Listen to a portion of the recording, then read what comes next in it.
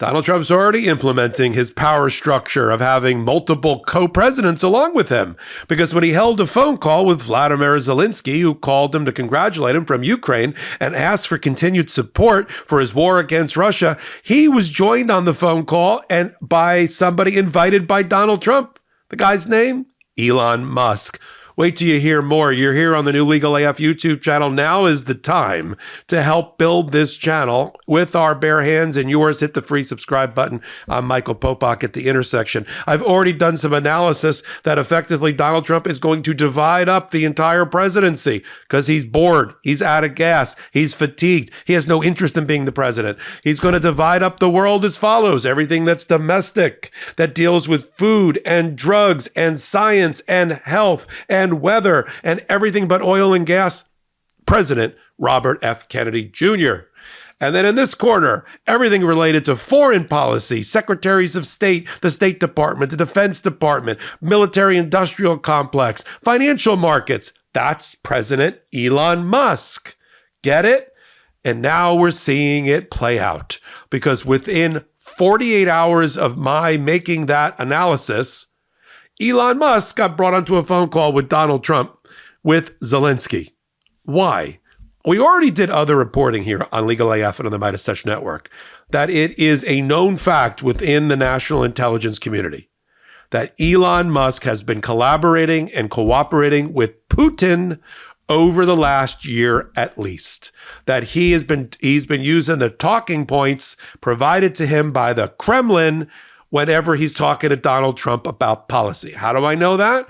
Because we already know there's at least two major examples before he even got on the phone call today. And when I'm done with the examples, you tell me if Elon Musk should be anywhere near the government, let alone a co-president, let alone on the phone call today with Zelensky. One, China, who gets its military, some of its satellites and things from Starlink, a private satellite operated by Elon Musk, told Elon Musk that they would prefer that he didn't give that technology to Taiwan. And guess what? He turned off the lights for Starlink in Taiwan. Second, in talking to Putin, Putin said he didn't really want Starlink being used to help with anti-aircraft drones and other military operations being done by Ukraine. Now, let's just remember, Ukraine has been punching well above its weight over the last 2 years. They are outnumbered, outmatched. Russia is 5 times the size of Ukraine or more, and the only way they can make it work is through technology. They've got to have satellites. They've got to have Starlink. They've got to have drones and things to fight off drones. Right now, there's like 2,000 drones a week that are being aimed at Ukraine from Russia. They need Starlink. But, Elon Musk conducts his own foreign policy. He did in the Biden administration too. So he effectively limited Ukraine's use of Starlink because Putin asked him to. He's had dozens of phone calls with Vladimir Putin. It's all now out in reporting. Donald Trump has too. We know Donald Trump has had at least 8 phone calls with Vladimir Putin in the last year or two. So you have, let's map this out here. We have Donald Trump that when he finally got around to telling you what his plan for Ukraine was, we know it was the art of the deal. It was cutting a deal. And we know the deal. The deal is for Zelensky and Ukraine to give up its sovereignty. They're basically a NATO country. They're basically a country in democracy that we're supposed to be protecting and help, right? They're yearning to breathe free. No.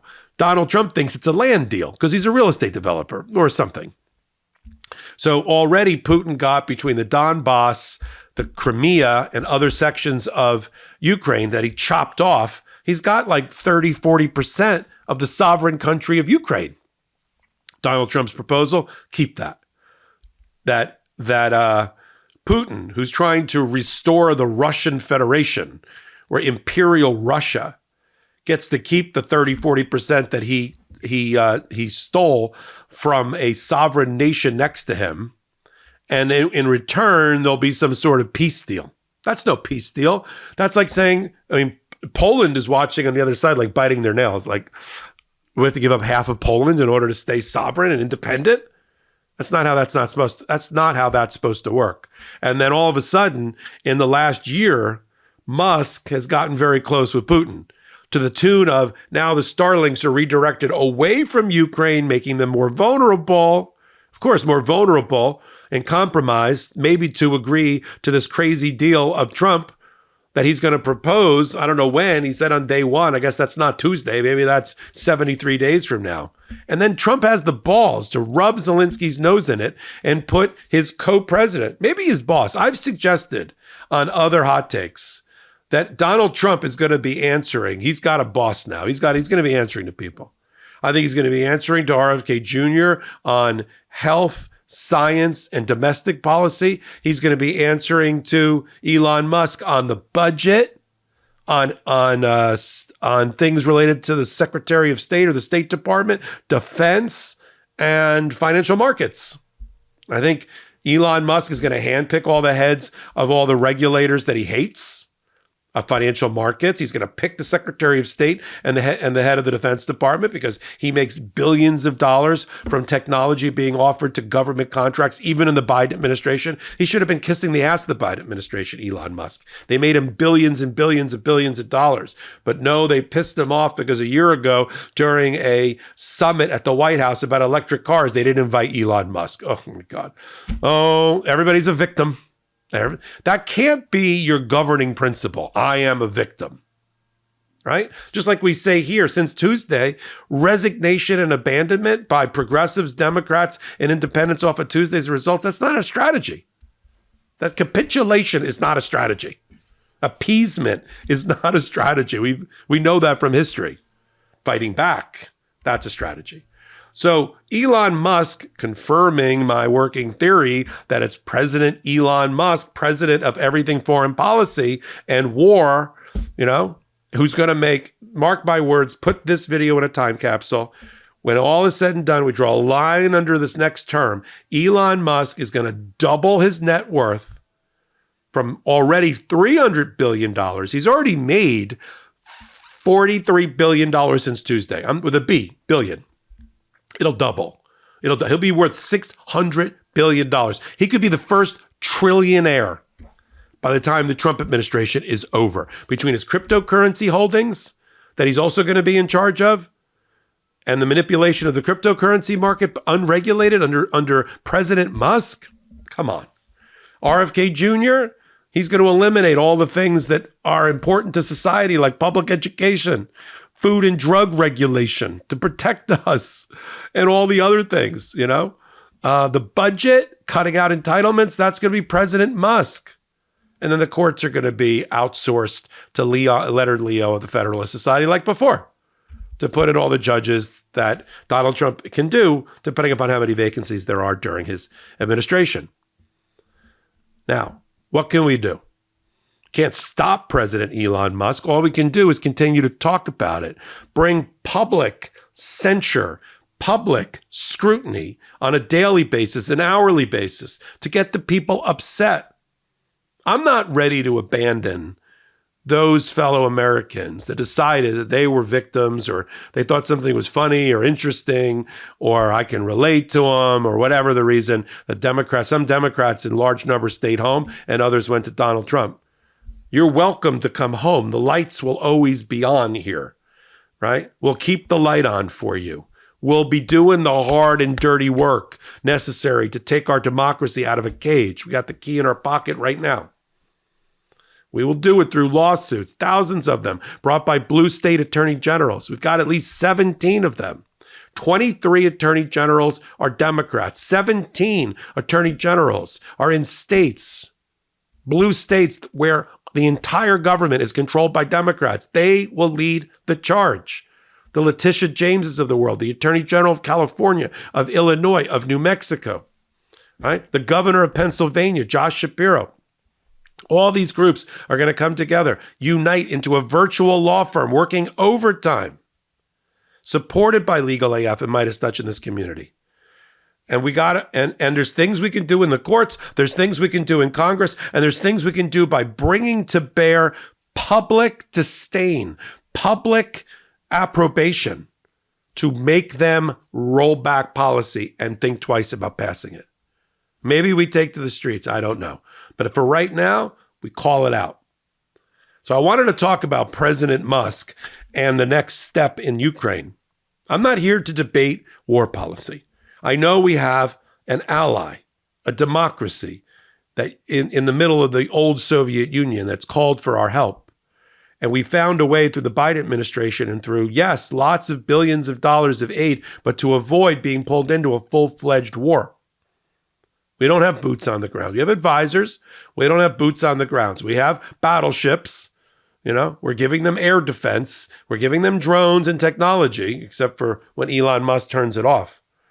But we have, whether we like it or not, we didn't ask for that war.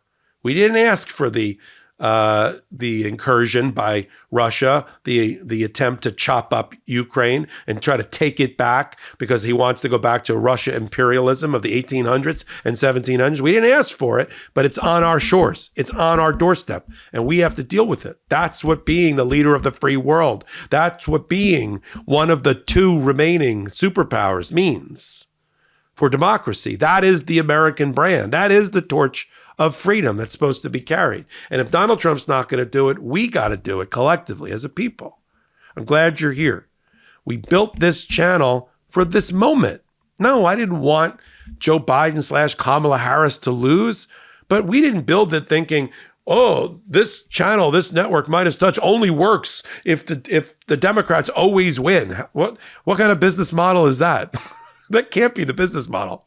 You need to understand. We did anticipate that there could be a scenario in our tabletop exercise of mapping and gaming this out where Kamala Harris / Joe Biden would lose, but that we would be prepared. Remember, we formed the channel Midas Touch 4.5 years ago. We formed it after Trump had already been elected. So we've always been on a combination of defense and offense. We've always had, until Joe Biden got in, we've always had Donald Trump to have to shove back against. This was born in the crucible, out of the crucible of Donald Trump's original victory. We know how to do this, and we can do it only with your help. We're bigger now than we were before. We're 3 million on the Midas Touch Network. I've been alive. This channel's been born, been walking. It's not even a toddler. It's 7 weeks old. We're already at almost 290,000 subscribers, 22 million views. That's a testament to you. And I thank you every day for being here. Hit the free subscribe button and wait for my next update, my next hot take, or those of the collaborators along with us. Court Accountability Action, Shan Wu, Karen Friedman Agnifilo, Dina Dahl. We're all here working overtime for this community, and we appreciate you being part of it. I'm Michael Popok. Until my next hot take. In collaboration with the Midas Touch Network, we just launched the Legal AF YouTube channel. Help us build this pro-democracy channel where I'll be curating the top stories, the intersection of law and politics. Go to YouTube now and free subscribe at Legal AF MTN. That's at Legal AF MTN.